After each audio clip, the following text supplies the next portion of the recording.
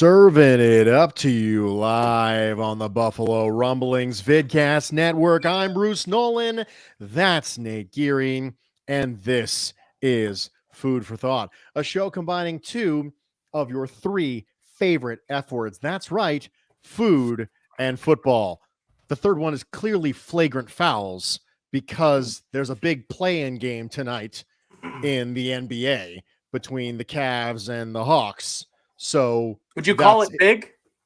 No, see, literally, that's it. That's all I know. I couldn't even tell you three players who are actually on the Cleveland Cavaliers or the Atlanta Falcons. Atlanta Hawks. See, you were about to say Falcons, so right. That's how I know. Listen, I am a man with a very specific skill set: football, food, fighting, and intimacy. And so because of that, these are the things that I am specialized to perform. And because of that, I don't really know anything else outside of those things. That's right. Food, this is a PG-13 show. Fornication? Is that what would you say? Yeah, let's go with that. Let's go with that. Okay. We can do that, right? Why not? We can, yes. Yeah, we're totally going to do that. Okay. Now, as a reminder, as we are all getting seated, that today's show and all the shows are proudly presented by Genesee Brewing Company. Since 1878, Genesee has poured generations of brewing knowledge into each pint, can, and bottle of their beer. They make no sacrifices when it comes to their beer, brewing each with the highest quality ingredients for a consistently great drinking experience. Look for Genesee Beer, Genesee Light, Cream Ale, and their specialty line with beers like Ruby Red Kolsch and Oktoberfest. Genesee Brewery, Rochester, New York. Nate, how much do I have to Venmo you to get you to ship me some Ruby Red Kolsch? Like how much would that cost? We could talk about it. I still owe you some lobster, so we can maybe You owe me lobster. So you know what? I'll just come up and I'll just pick it up at Wegmans while I'm up. That's what I got. Yeah. I think that's a good idea. Plus we'll have an opportunity to get more Buffalo pizza, because I know how much Miss Nolan appreciates. Oh my gosh. Pizza, so. To this day, she still says Picasso's is the best pizza she ever had. We're going to the comments. John, just lighting us up right away. I hate Nate. Fish fry, number one. What is he, a LOL. Dolphins fan? Say what? Is he a Dolphins fan? Oh, there it is. Fish fry. You know what? Speaking of fish fry, I'm convinced that you actually love fish fry, but what it is you like frying Dolphins fans, because every time I turn on the Twitter machine, you are antagonizing some Dolphins fans, like every single time. Andy Anderson says the real Bruce Nolan was the friends we made along the way. Because John says, Bruce, we need to get you a GoFundMe to get your computer camera that works. You up, bro? Hey, Nate, speaking of which, I got a tweet right before we got on air right now that said, when is merch coming? When is merch coming is what they said. We do have to get some merch out. I also want to say that, Andy, we're throwing you a pint glass. Andy, I know you follow me on Twitter, so why don't you do me a favor? Shoot me a DM with your information, and I'll send you a Jenny pint glass. We should also give another one or two of those away this week, Bruce. We really should. Andrew Pagano says, geeks with circulators seemed up your alley. Yes.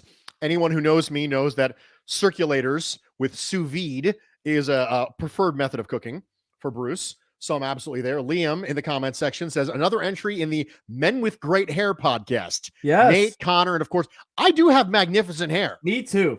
You know, it's just, it's so magnificent. I mean, look at this curve. Look at the curve on the top of this icon, man. Look at you. Your hat is still good. I should have done something with my hair, knowing that we did have Connor coming on, who is probably like the king of hair. I mean, I think we should get Connor and Matt Perino and just a hair off. What do you think? I could hang. I would have to come prepared. You gotta come pre-coiffed? Pre-coiffed to make it work. Oh, that's terrible. That's awful. For those of you watching on live, you see this, but for those of you who are listening to this as a podcast, Mr. Geary has decided to comb all his hair directly down into his eyes, and it looks like a really bad 90s grunge band. And now we're going straight butt cut, just parted directly in the middle. It kind of looks like a toupee, doesn't it? A little bit, yeah. A little bit like this, because they got a little bit of the undercut. It's not. It does look a little bit like a toupee. As a reminder, that super chats that are $10 or more get a Genesee pint glass. Make sure you're following at Genesee Brewery on Twitter and DM at Nate Gary Sports. Proof of the super chat and the Genesee follow with your address, and he will get you out to work on it. Okay, Friday night.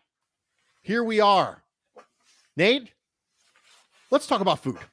Okay. And one of the things I wanted to talk about this week is food that you're embarrassed to admit that you like. And here's the reason why I decided to do this. I decided to do this because as the NFL draft comes along, we have had scenarios pop up where the hive mind has started to take over, Nate. And general groupthink that is associated with the draft process has started to sort of take over. And because of that, now all of a sudden, some of the takes that you thought were completely reasonable 2 months ago, now you find yourself standing on an island. But you go, you know what? No, I'm here. I am ready to say that Isaiah Spiller is RB1 or whatever the take may be. And you say, yeah, I'm all the way in. Let's go ahead and do this.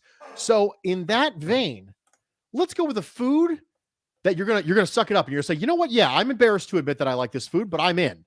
Nate, what you got? Yeah, I'll go first. So I guess I would say that I have a special place in my heart for frozen bean burritos, bean and cheese burritos. And Bruce, when you throw it in the microwave and the ends are like kind of freezer burned and hard, I love it. I don't know what it is about refried beans that have been frozen for weeks with molten hot cheese. It's the same for me like Hot Pockets. Those are the things like for whatever reason, I enjoy items that are either too cold in the middle or completely burn my mouth to a crisp. There's no in between for me. That makes sense. I can go that. For me, it's Taco Bell. Everybody talks about Taco Bell being something that is really reserved for people in their late teens or early 20s when they're really, really, really drunk and they have a designated or people driver. with very strong internal, really strong, ironclad intestinal fortitude. Yeah. But I still like Taco Bell, and I am not 19 years old. There's a huge spoiler for everybody involved. Well, I am we don't not know for 19 sure. years old. We don't know that for sure. I could be lying, but I never lie. So that's true. I manipulate words, but I never lie. You do never tell the truth, though. So you just sit in the middle somewhere. It's weird. I always tell the truth. I just tell a specific version of it that's very specifically worded. Yeah. But I love Taco Bell. I will say this. It's not my all-time favorite fast food place by any means, but there is a Taco Bell that I will frequent on occasion. And there are certain moods where I get into it and I think to myself, the only thing that can really get this for me right now is Taco Bell. Like nothing else will do. And I'll go to Taco Bell and I'll order a handful of different things and I'll get home and I'll eat the Taco Bell and I'll think, all right, I'm good for a minute. I don't really need to go back there for a couple weeks. And then a month later or a month and a half later or 2 months later, I'll be like, yep, I think I need some Taco Bell again. It's a very specific craving that I am not ashamed to say that I like. Now, I will say this. I have lived all over the country, as this we talked about this before. Taco Bueno. Mobile. I'm very mobile. Taco Bueno, which is another chain that's particularly regional, is perfectly solid. Del Taco. Del Taco is my favorite regional fast food chain. Del Taco. Reminder, John, Zach, we love you. Thank you so much for the super chat. Thank you for being part of this. I really appreciate it. Make sure that you DM Nate with your address and proof that you're following Genesee Brewery on Twitter, and he will send you out a glass. So those are foods that we've embarrassed to admit that we're like. But it's draft season, Nate, and it's time to do the thing that we do. Hell yeah. We're going to give scouting reports on a draft prospect simile via food. Yes. So I'm going to go first on this one. I love that. And it's going to be Isaiah Spiller, because Isaiah Spiller has been a You son of a conversation bitch. starter this particular week. Isaiah Spiller is a protein bar. That's what Isaiah Spiller is. Why? Isaiah Spiller gives you exactly what you need, right? You need 6 yards, he'll get you 7. You need 2 yards, he'll get you 5. Every single bit of what's blocked and then some. Vision, contact balance, lack of negative plays. He's not going to do something stupid and lose you the ball when it comes to like, oh, I'm going to take a huge negative run because I don't know where I'm going and I'm going to make a mistake. Everything you need to get done, he'll get done. He can make plays in the passing game. He's just boring. For those of you who like people who are going to break off 70-yard touchdown runs, I have a bad news for you. Isaiah Spiller is not your guy. Now, I do think he's faster than he tested because he has been dealing with an injury. So it's very, very important that he is testing through an injury right now. So I don't think he's as poor of an athlete as he tested. But he's boring. But you know what? Some of the best bodies in the world were created that way because they consumed boring food. They consumed bland chicken breast and bean sprouts. They consumed wild salmon, and that's it. They went to Arby's, got the roast beef, but not the bun. I used to work at Arby's when I was a kid. One of my first jobs was I worked at Arby's, and we had bodybuilders who would come in and they would order at the time, right? They call it a large now. It was at the time it was a big Montana. That was a million years ago, right? A big Montana. A big Montana, no bun. Literally just the roast beef in a plastic tub. And then they would eat it with a fork, right? It's boring. No sauce, no cheese, nothing. But you know what? It's good for you. And sometimes high in protein, low in calorie. Sometimes you need stuff that's good for you. Now, you're going to have Isaiah Spiller too, but you're going to go a completely different way. No, I'm not. I'm going to go, and I feel like maybe this is a cop-out. I had two. They were both running backs. You took I'm actually happy that you took Isaiah Spiller because I thought this one was a little more boring than the Breece Hall one. And this one is going to hit a little bit closer to home for people. Breece Hall is a lot like fresh horseradish. And the reason is, whatever you're putting horseradish on, for me, the de facto thing that I put horseradish on, and I put a lot of it on, is a beef on weck. And the beef on weck without horseradish is layered. It has a lot of great things. It is great already on its own, just like the Bills offense, right? The Bills offense is a classic beef on weck sandwich. Fresh, warm au jus on the sandwich. Each side of the bun is dipped in the au jus, and you could probably eat that entire sandwich without applying any horseradish, and you are no worse for the wear. But if you add that horseradish, it elevates the sandwich into a new level, for me anyways, because it adds that element. It's hard to explain for those that like horseradish, for those that have never had it. Horseradish, spicy is not the proper way to describe the feeling that you get from horseradish, right, Bruce? What would you describe horseradish's the reaction, or is that the right word for it either? Like, what is... I would use the phrase tingly to describe horseradish. It's wasabi-like, right? Mm-hmm. Like, it's got that same wasabi feel to it. So, sure. As I digress here, what I'm saying is Breece Hall is sort of like the icing on the cake. In this case, the horseradish on the beef on weck, not needed, but man, it can take something really good and potentially elevate it to something great. And I think that's kind of where I stand with the whole Breece Hall, but frankly, the whole running back round 1/round 2 conversation. I know that sneaks onto this show probably more than it should. But yeah, that's kind of my thought. And by the way, I'm a huge horseradish fan. There's nothing better than freshly grated horseradish root on like oysters or something fresh. But like, I'm a huge horseradish fan. I glob on horseradish. Miller's horseradish, by the way, is the one. Bruce, if you've never had it, I'll send it to you. It's a Buffalo staple. It's the best horseradish I've ever had. Now, I will say this, and this is going to be blasphemous for me to say. Not a huge horseradish guy. What about it? Do you not like the tingly? Oh, I think it's too strong for me. Okay. When I say too strong, I don't mean like it's unpleasant. It's not unpleasant. It's just that whenever I have something that has horseradish on it, it's just different textured horseradish. So when I have a beef on weck and I have horseradish on it, I don't even really get the beef. I just get the texture of beef that's flavored like horseradish. I prefer a lot of my flavors to kind of coagulate, mix together, be complementary. And horseradish is just one of those things. It's a little bit like putting ketchup on a steak. Or like cold cheese on a hot sandwich. No. Complimentary all the way complimentary. Yeah. 100%. So food simile, we're going to get to before we get on Connor. And the food simile that we've chosen for this particular week is the last 2 weeks before the draft make me feel like. And I am going to go first. Okay. The last 2 weeks before the draft make me feel like I'm hangry. And I'll tell you why I'm hangry. Because I know that the food is coming. It is 3:30 in the afternoon.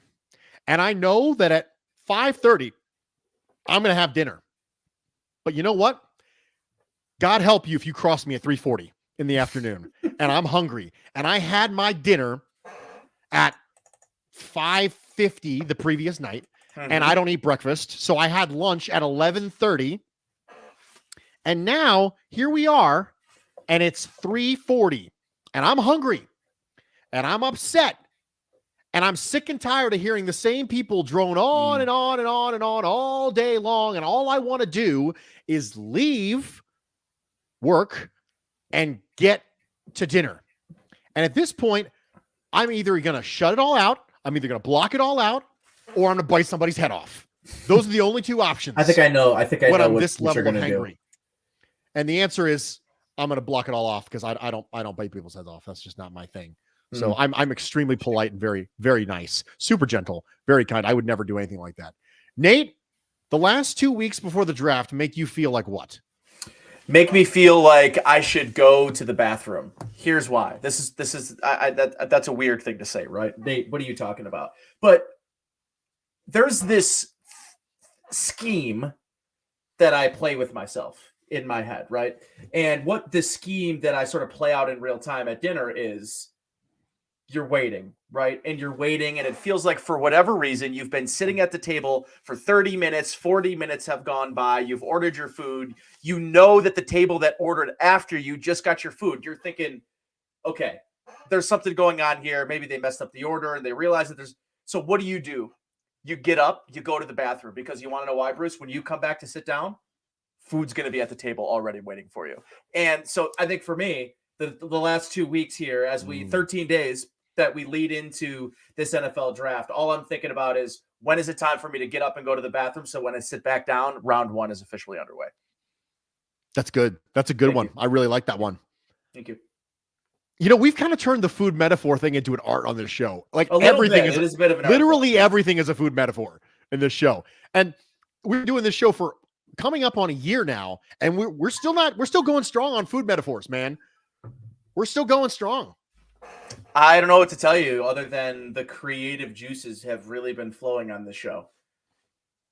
It's just John it is what it is. In the comment section says, God forbid hangry Bruce.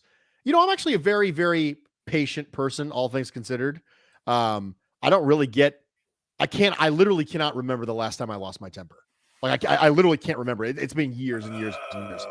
Yeah, I've never dealt with you. So I don't think you've ever dealt with me angry before.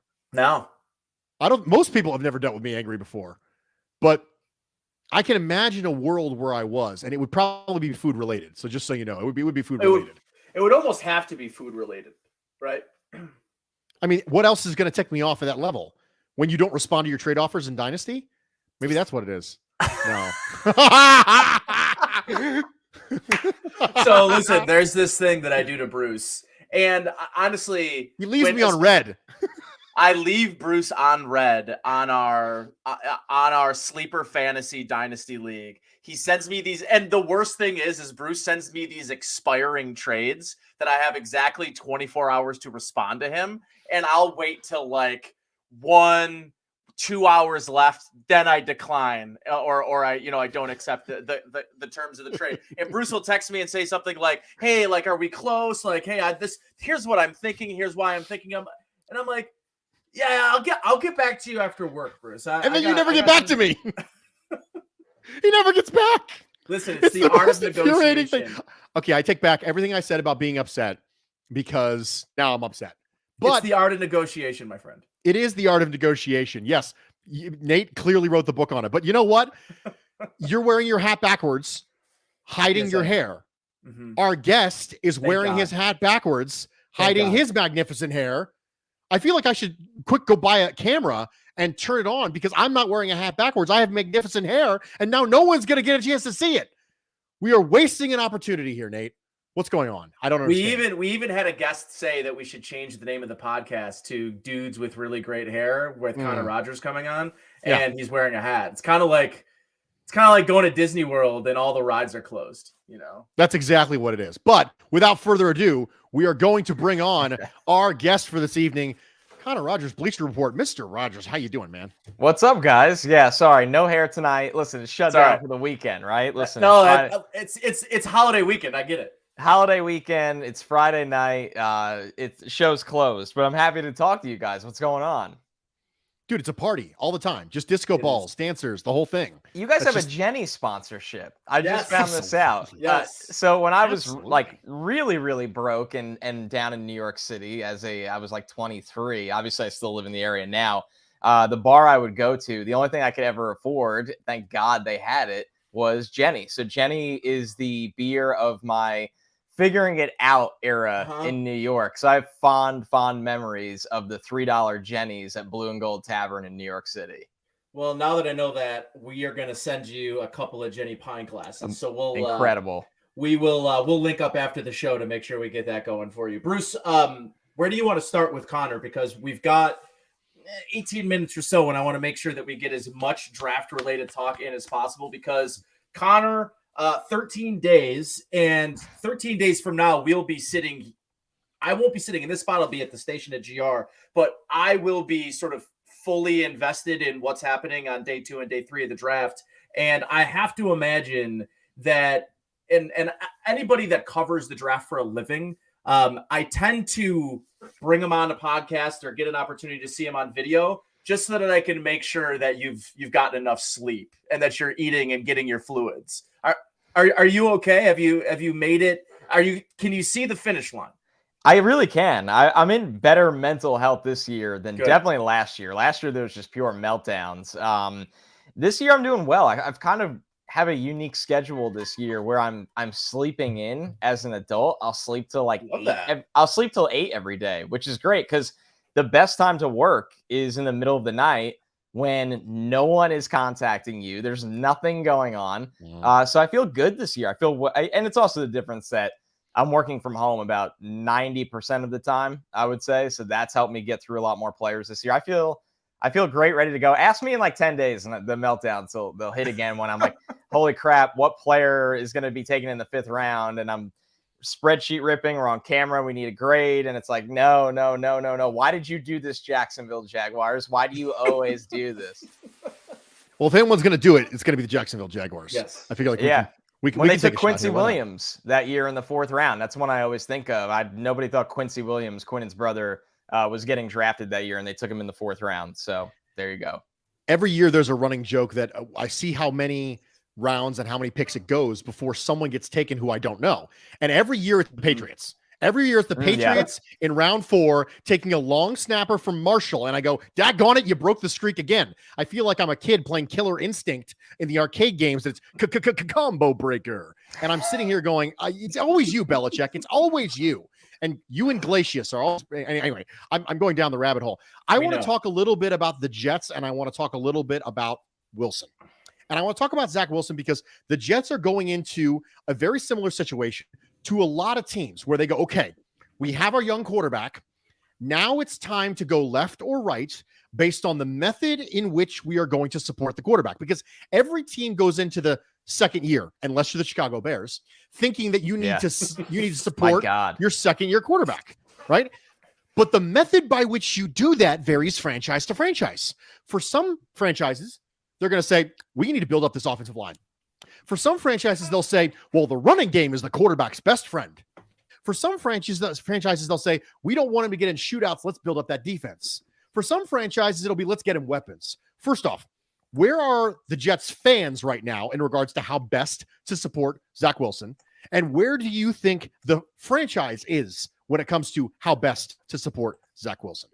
I mean, that's an amazing way to frame the question, because I think they are aligned in certain ways and very different in other ways. I think the fans are all in on weapons. And to be fair, they've got like the appetizer, right? Or at least the meal shown to them when the team went all in on Tyreek Hill. The team made calls about Calvin Ridley before everything blew up there. And credit to the Falcons for being honest with the teams involved that couldn't go down. There was a little light, stuff about Amari Cooper, but once the contract couldn't be renegotiated, they were out on that. But I think the Tyreek Hill one was like, okay, not only were you willing to trade assets for an elite receiver, you were willing to pay him the desired $25 million a year that he wanted. And now Jets fans are like, okay, we know that they want a weapon for Zach Wilson. They're not just content with Elijah Moore, Corey Davis. They signed 2 starting tight ends. They've made additions, but they don't have that guy, right? Like, I mean, the Bills went through this, right? The Bills didn't have that guy. And when they got Stephon Diggs, everybody knew he was the dude. And I think he somehow exceeded expectations. But the point stands that you get that number one guy that you could almost build the offense around with and without targets, with and without the football. Everybody's allocating so much attention to him that it opens the door for other things. And when they don't, he could take over a game. Now, the question is, right, they're not going to take that guy at 4 because that guy doesn't exist in this class. This is a good wide receiver class. There's no Jamar Chase. I don't think there's a Jalen Waddle. There's not that kind of player. Now, I think these guys can be really good players. A handful of them, like Jameson Williams or Drake London, or even Treylon Burks, and even Garrett Wilson, they can be number ones one day, but they're not going to be taken at pick number 4 and expected to be that from week 1. Number 10 is a different story. They're taking a wide receiver at 10. I would be floored if they didn't. I think it's that simple if they can't trade for one. And as we are 2 weeks away from the draft, they have not been able to trade for one. So that is where the fans and the team definitely see eye to eye, and they just haven't been able to cross the finish line on that. Where they don't is that I think fans are not prepared for, no matter how many times I try to brace them for impact, is they don't think this offensive line's done. And there's a couple different problems there. One, Mekhi Becton did not play last year. And forget the fact that he was rolled up on and then missed the entire season, and it's been a long road to recovery. The coaching staff was not happy with him over the summer. That's the bigger red flag. And I don't need inside info to tell you this, although I do know they are not happy with him still to this day. They said it in press conferences last summer. Carl Lawson was beating him so bad in practice that they had to basically tell Carl to just stop so they could function the offense. That's how bad things were. So when you look at it like that, if Ike Ekwonu is sitting there at number 4 staring them in the face and they fall in love with the player, do you pass on a guy that's viewed as one of the best offensive line prospects we've seen the last 5 years because you might have something in Mekhi Becton? That can be a Joe Douglas versus the coaching staff war that the fans don't want to entertain. Fans hate that pick, but it's one thing that I don't agree with them on for the most part. So it's a little bit of everything, guys. Obviously they're going to take a pass rusher early if you had to make the most likely pick at 4, whether that's Thibodeau, Jermaine Johnson, whoever that may be. So they're looking to do a little bit of everything rather than zeroing in on one thing, but they know they need that top flight weapon. I think this will be relevant for Bills fans with the situation that I'm not sure what the play out here looks like, but there's a contract situation right now happening with the Bills and Jordan Poyer, right? The safety position at large in the league, I think has become, yes, indeed. And it's become, the position itself, Connor, has become more and more important with how teams want to defend. And now teams are putting 2 of them on the field pretty regularly. And both of them sort of have to be de facto half field, third field safeties. And the Bills do have 2 guys that can interchangeably play both positions. But if the Jordan Poyer situation plays out where they have to trade him, I think the guy that I've maybe been zeroed in on since the beginning of the college football season has been Kyle Hamilton, who I think you can ask a lot of people that cover the draft, that study the draft. You'll find a number of people that have him as this draft's best overall player. Now, the testing numbers hurt him in any aspiration to be a top 5 pick at the safety position. There's no denying the talent that you see on the film. But if the talent on film and the speed on film doesn't match the testing numbers on 2 separate occasions, that's just going to have him slot down probably just outside the top 10. Where are you on the Jets taking and looking at Kyle Hamilton as a potential move for this team at 10? And where do you see him fitting in? At like that, that's a name to me that if they can't figure out the Jordan Poyer situation, I think the Bills will be interested in potentially moving up to go get a guy like Kyle Hamilton. Ironically, I'm more excited to talk about the Bills part in this than the Jets. I think with the Jets, I don't think they're going to take a safety at 4 or 10. Now, I've talked to people in the league that say he won't be there at 10. And then I've also talked to people that think he's going to be the pick at 11 for Washington because he will fall because of that playtime speed. And I know Washington, they like him a lot. So I guess that would be the floor for Kyle Hamilton in this draft, right? 11, which is a pretty dang good floor to have if you're a prospect in any draft. Listen, he's a good player. He's my 8th overall player. He can do so many things for you, whether it's the range and zone coverage. He's a hard hitter. He got much better at run defense this year in terms of coming to balance. He's got gazelle strides, those insane strides to get to the ball carrier. He's got the rare length to make plays. He reminds me a lot of Jeremy Chin, who's been a nice player for Carolina. At the end of the day, though, he's not a unicorn is not what I would call him because I don't fully trust him yet in man coverage as an eraser, right? A lot of people like to look at unicorn players and think they can wipe something out that's rare. And I wouldn't ask Kyle Hamilton to line up one-on-one in the slot with Kyle Pitts and think that that's going to be your answer. I think he's a little tight in man coverage. I think he struggles opening up his hips and running down the field, running the deep post. And he's a young player. Those things can get better over time. But when you're built like that, you know, I look at it like this, guys. How many corners are 6'4" plus? There's a reason for that. And they're very scheme specific. So he's a great player. I think he had a weird spell where he was overrated before the combine and now he's underrated after it because of that testing situation. So, and now you look at the Bills. I'll say this about the Bills. You know, I look at it and obviously as an outsider, I would not pay Jordan Poyer. He's been a really, really nice player. He's 30 years old. And I'll tell you why. 25 is a sick spot in this draft to get a safety where you don't have to, if you go up and get Kyle Hamilton, great, because they don't have a lot of needs. I've actually really liked the Bills as a trade-up candidate for a long time, even going back to when I think Treylon Burks is a perfect player for them. They don't need him. It's just that cherry on top where try to score with us. I dare you. We have literally everything now. Now that you do look at a need I wasn't expecting back when I was doing mock draft starting in November, if you look at safety as a need, you could go up and get Kyle Hamilton. Sure, you could do it. You have the capital to do so. You don't have a ton of needs where you need those picks, in my opinion.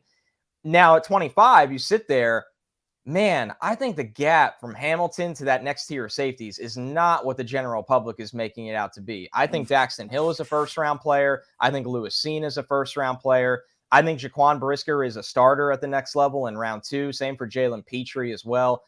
I look at this draft class and go, if you need a safety and you got to pick in the top 50, you can address it. And it's not going to, there's not really that much concern on tape. It's just what kind of guy you want. So, you know, why I like Daxton Hill the best for the Bills at 25 is he played slot corner. He could play too high. He's got ball skills. He's got single high ability.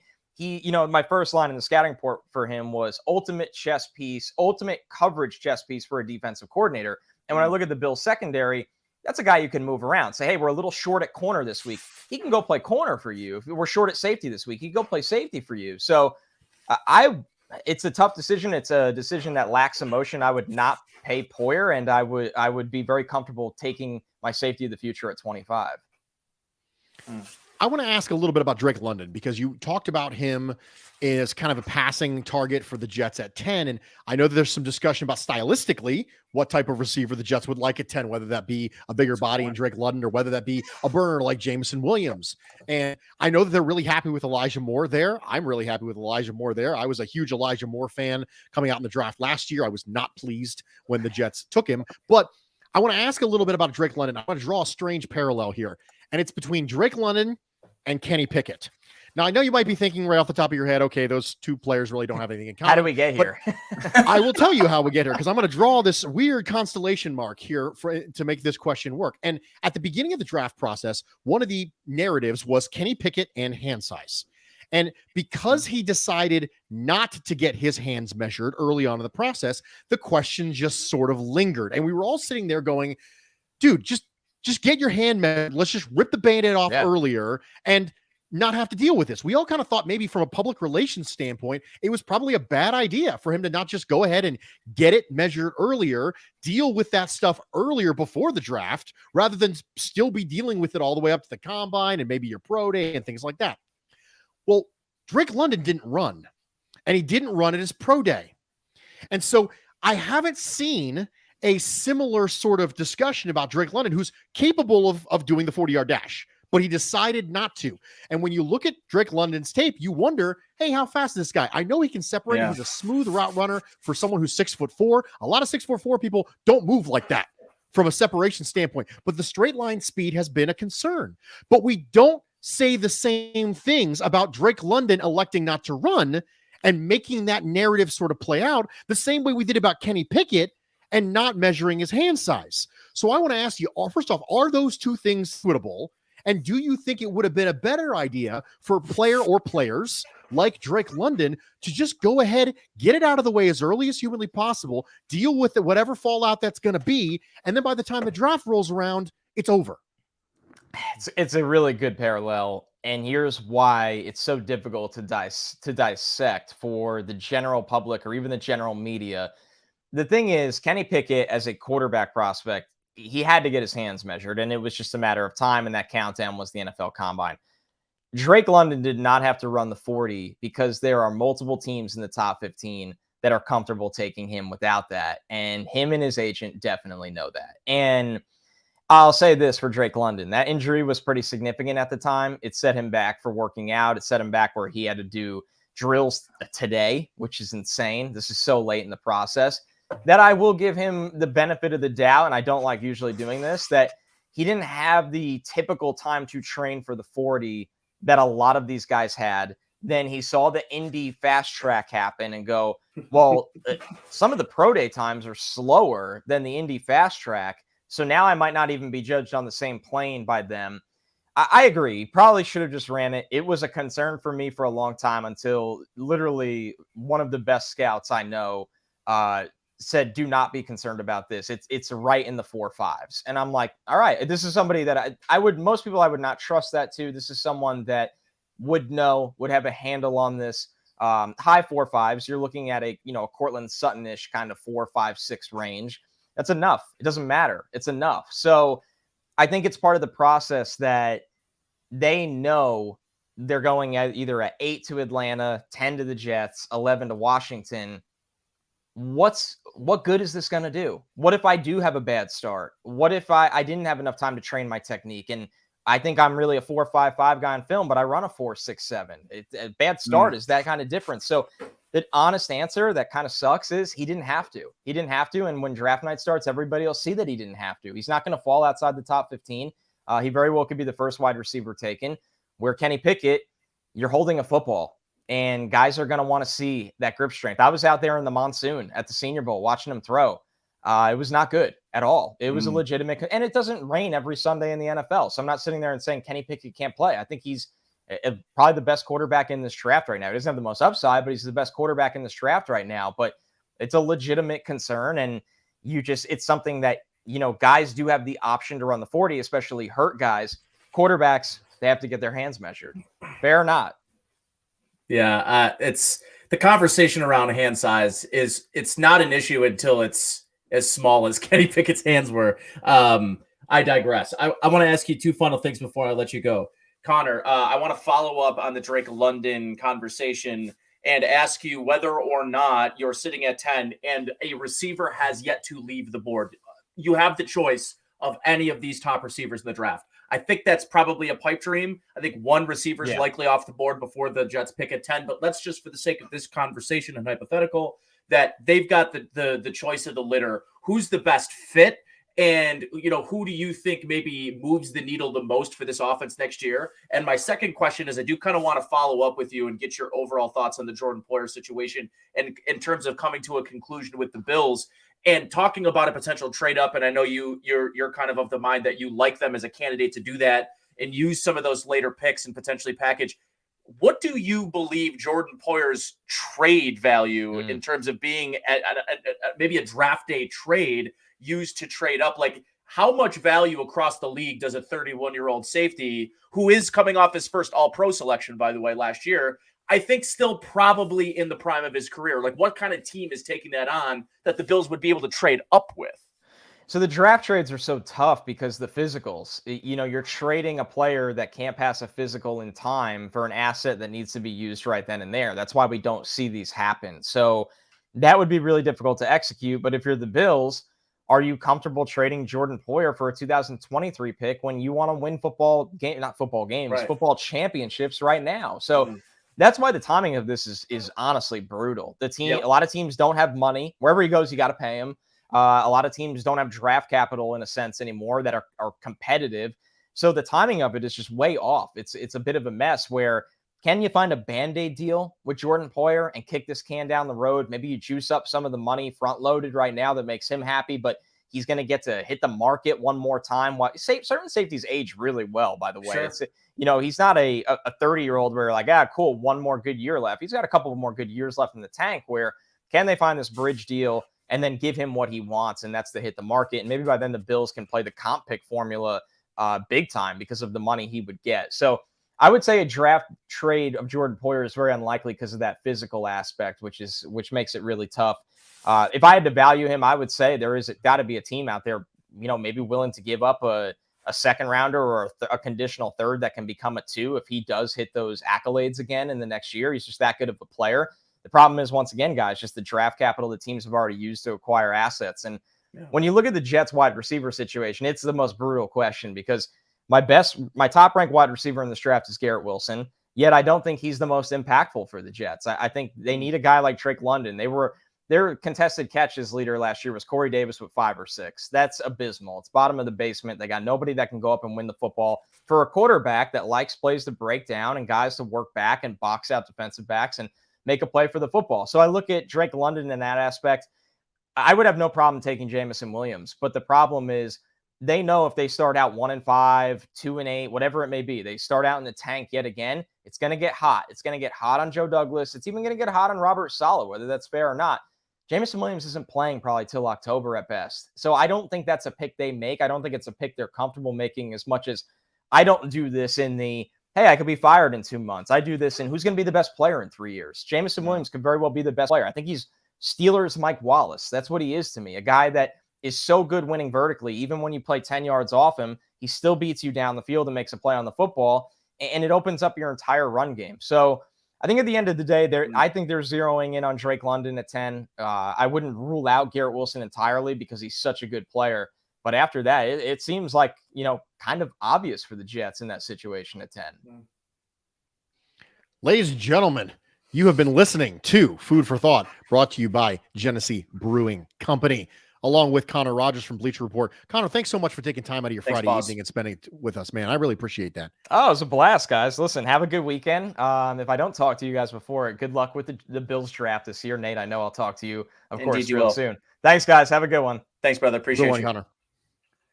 That was Connor Rogers from Bleacher Report. You can find him on Twitter at Connor J. Rogers. He is the lead draft analyst for Bleacher Report. He is also a host of the NFL Stock Exchange show on Pro Football Focus. And as a reminder, Connor came to us on the Genesee Brewing Company hotline, like all of our guests do. And that call to the Genesee hotline was brought to you by, you guessed it, the Genesee Brewing Company. Look for Ruby Red Kolsch in stores and at bars and restaurants today. Genesee beer brewed for generations. Connor's always a great guest, man. Listen, I have him on my show all the time. I've known Connor for a couple of years. He's connected. He's smart. He's articulate. He puts in the time. He puts in the work. He knows his stuff. And that's why I was really interested to sort of kind of get his final sort of thought on the Jordan Poyer situation. And I think that's something, listen, I'm going to tell you that I do think there's a real sense that with how the collective bargaining agreement was agreed upon by the players, Jordan Poyer doesn't have the leverage necessarily. Like, he's not going to sit out. I mean, it's going to cost too much money. Yeah, absolutely. It's going to cost way too much money. Holdouts are not really a thing anymore. No, they're not. No, they're not. And it does not behoove him.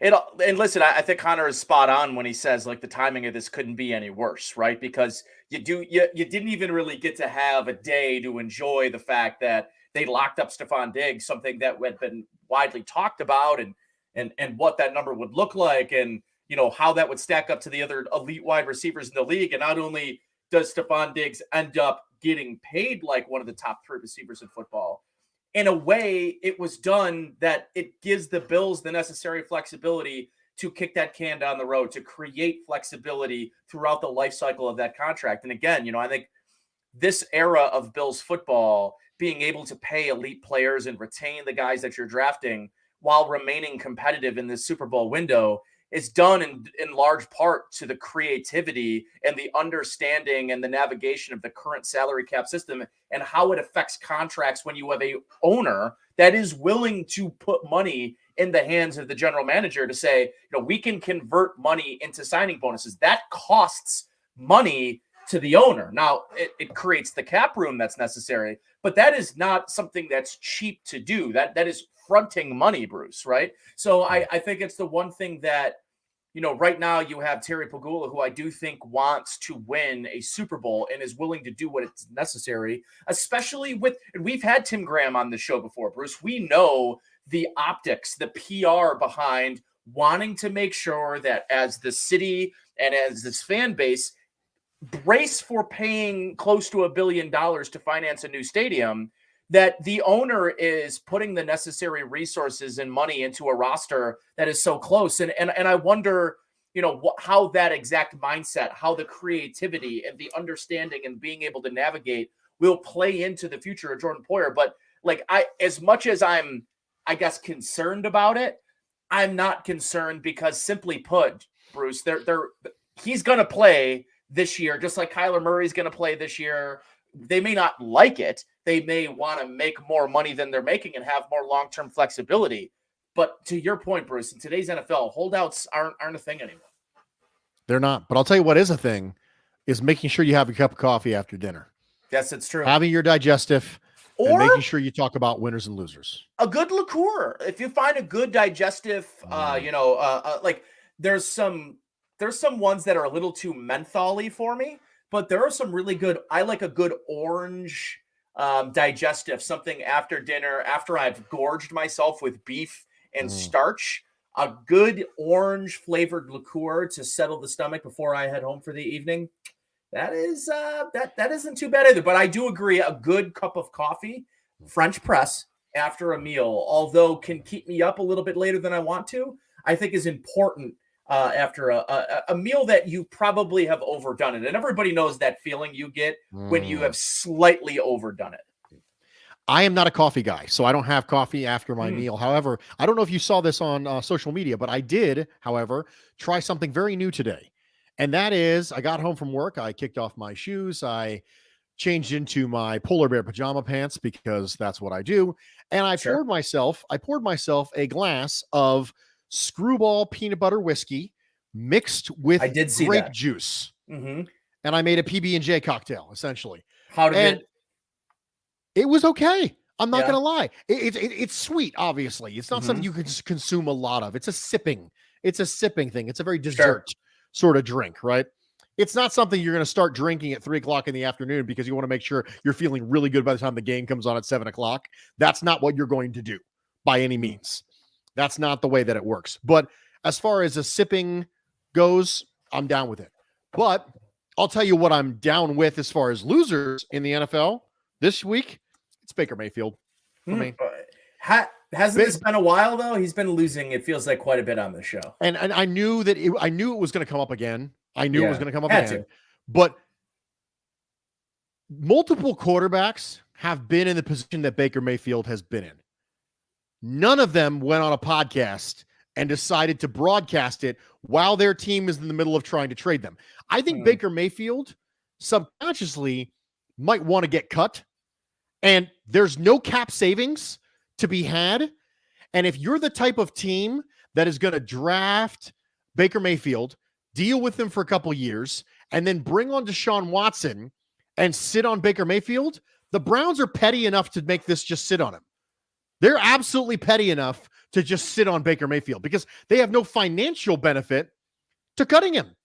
So they say, you know what? Fine. We are not going to be held hostage. We're not going to be forced into cutting you so we can get no trade compensation for you. We'll just sit on you if we have to.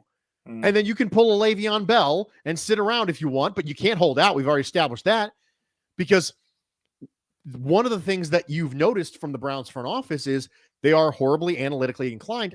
The human side of things has a tendency to get lost a little bit so far on the Browns front office. And so they might just be petty enough to sit on him.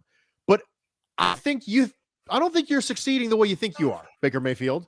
And I don't know why you would draw unnecessary attention to yourself. The best thing you can do to grease the wheels on a trade and to get a reasonable shot to play is to shut up.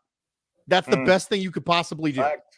And I don't think that Baker wrapped his head around that.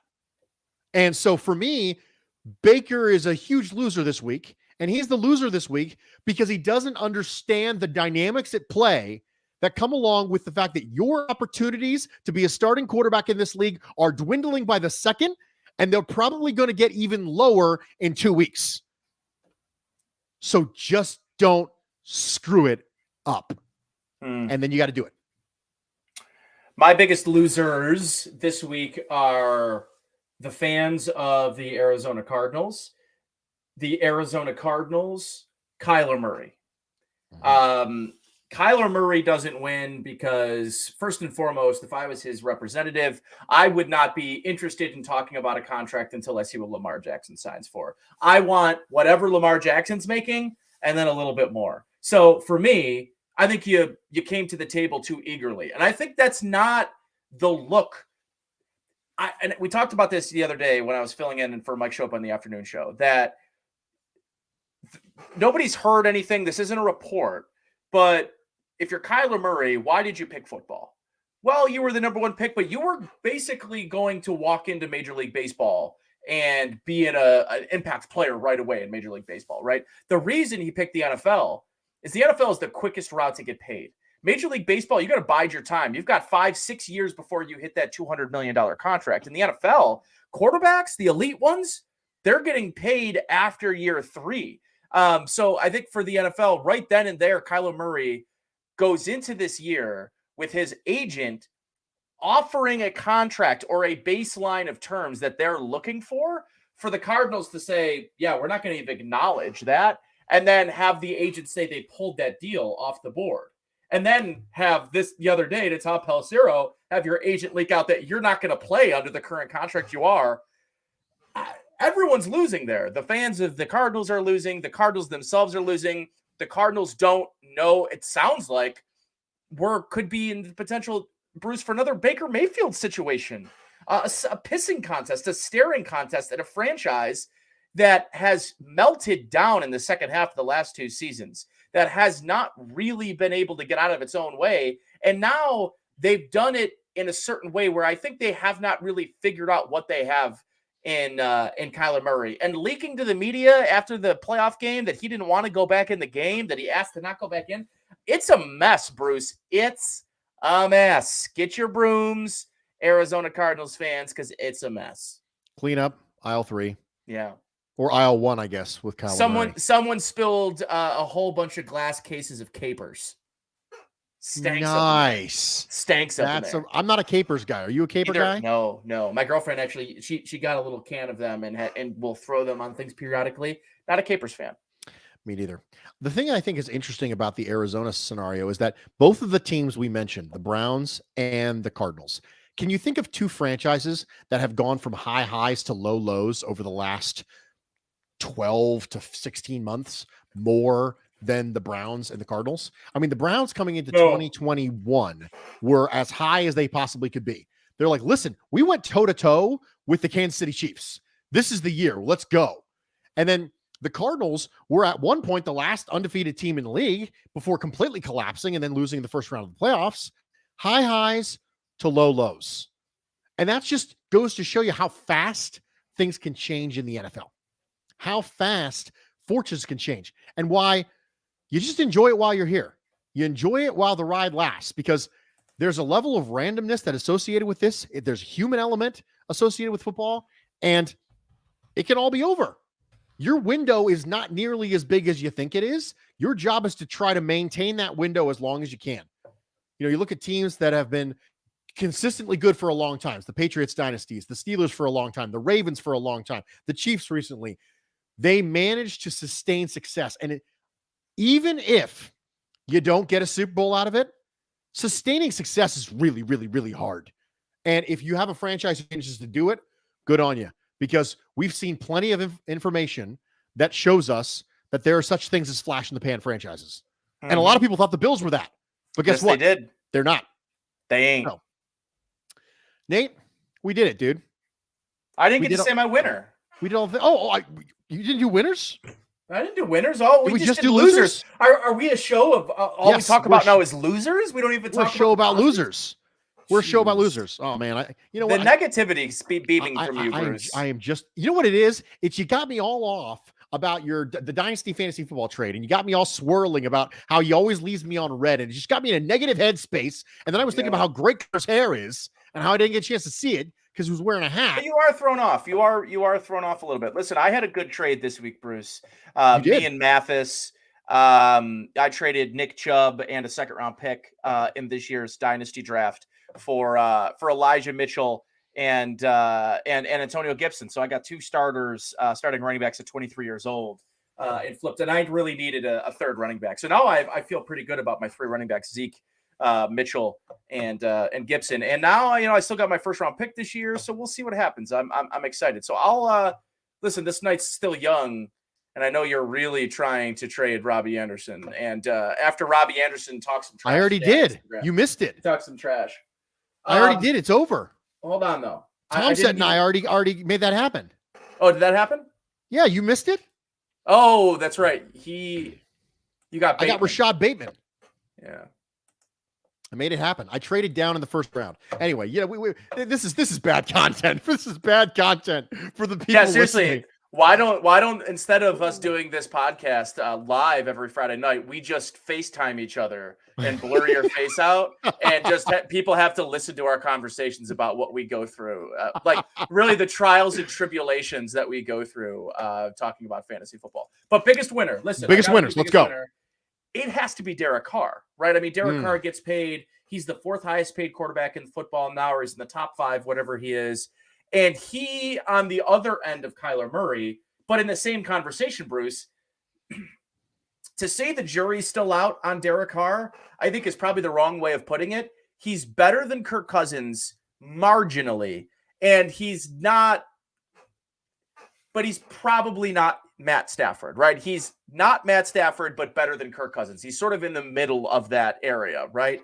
And he's now has one of the best, if not the best wide receiver in football to go along with one of the best tight ends in football and one of the best slot receivers in football. So that offense is going to be loaded this year for Derek Carr to maybe take the next step into actually earning or $200 million, whatever he ended up getting. At the end of the day, he's the product of quarterbacks that are at least considered a franchise quarterback. And I think that interpretation is becoming looser and looser, Bruce. But if you're a top 10 player at the quarterback position in the league, you're probably going to make about $40 million over the next couple of seasons. So good for Derek Carr. He's right place, right time. That franchise was going in the wrong direction. I think they got lucky that John Gruden got yanked when he did, and that they got away from Mayock. I think they've got some competency in that organization. I really like the idea of what McDaniel's going to do with that run game and Josh Jacobs. So yeah, I mean, good for Derek Carr. I think he and the Raiders are both winners in this. So I had Derek Carr as my winner, but I'm going to pivot at the last minute. Love it. And I'm going to go because, we got to adjust. That's the way it works. Live shows. You got to think on your feet. After talking to Connor Rogers and having our discussion, my winner of the week is going to go Drake London. And the reason my winner of the week is going to go Drake London is because he finds himself in a situation where he doesn't have to run the 40. And I was thinking about another scenario where you had a receiver who was a really good route runner, who really didn't need to run the 40 to be a top 10 pick. Michael Crabtree. Michael Crabtree, everybody knew coming out of Texas Tech that Michael Crabtree was going to be a top 10 pick. Nobody really cared if he ran a 4.4 or a 4.59. Everyone's like, yeah, no, we're fine. We're going to take him to the top 10. You don't even have to. And because of that, Michael Crabtree went on to have a perfectly reasonable career in the NFL. And I think that Drake London is afforded that same opportunity because a lot of people who are fighting to try and get every million that they possibly can are forced to run when they don't want to run. We talked earlier this offseason, earlier this show even, about Isaiah Spiller and how the fact that he was injured and ran. Guess who else was injured and ran? Zach Moss. Zach Moss was injured and ran and had to deal with the fact that he's like, hey, my testing scores aren't quite as good as I wanted to be because I was hurt. Also turns out he's not that good. And plenty of people had scenarios like that happen where they slipped and they had to kind of fight that narrative that maybe they're not athletic because they were dealing with an injury when they did their athletic testing. So Pete says, speaking of the Raiders, Crabtree wasn't the first wide receiver taken that year. Yes, you are correct. There was a blistering wide receiver taken by Al Davis that year. Do you remember who it was, Nate? Because I remember who it was. Hayward Bay. Darius Hayward Bay. Well done. Well done. So my biggest winner this week is going to be Drake London because I pivoted at the last minute. Love that. Okay. So Appreciate did I check all my boxes? Are we good now? You did. No, we did everything and I held you accountable just the way that the show should go. As well you should hold me accountable. Because you know what? The people demand. The people deserve the content. It's a moral responsibility. We do noble work here, Nate. We do the noble Lord's work. Yeah. The Lord's work, even. We get on here. It's Good Friday, for gosh sakes. It absolutely is. Said gosh. It is, absolutely. And thank you for saying gosh, as we established earlier. This is the Boost Exclusive is a PG show. This is like a PG-13 show. This is PG-13. It's Friday night. It's like it's kind of like when you were a kid and you used to sneak into the family room that was in the basement in my home, at night, toss on, Comedy Central so that you could get a couple of peeps of every other commercial break when they had the 1 minute and 30-second infomercial for Girls Gone Wild. That's kind of like what this is, if you think about it. That's a very, very specific metaphor. I'm sure you have no relation at all to that. I didn't do that at all because I'm a good God-fearing boy. But apparently you did, Nate. I would never do anything like that. I don't know what you're talking about. But we did it, man. We did the thing. Well, congratulations.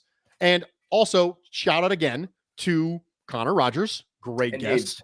And this was good. We did a good show. I enjoyed this show. This was a fun show. Thank you to everybody in the comments section. I really appreciate your engagement. I see all these comments roll by and I'm like, holy crap, they're spending their Friday evenings with us. That's absolutely amazing.